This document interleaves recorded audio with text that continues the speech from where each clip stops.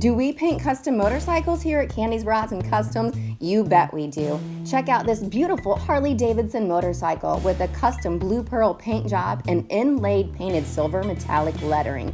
Here at Kandi's, we have a full in-house matrix automotive finishes paint and mix system.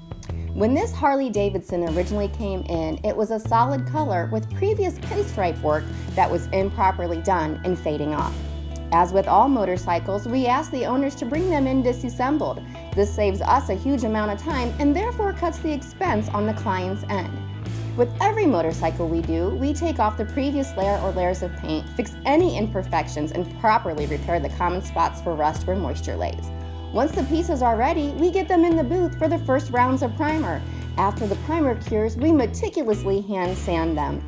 Then they are properly prepped for the artistic masking involved to properly inlay custom painted lettering, designs, or font in the base of the paint.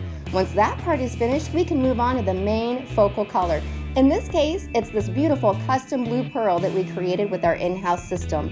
When all the paintwork is done and we have cleared the parts, we then let them cure and wet sand them down. Add more rounds of clear, wet sand, and buff a final time.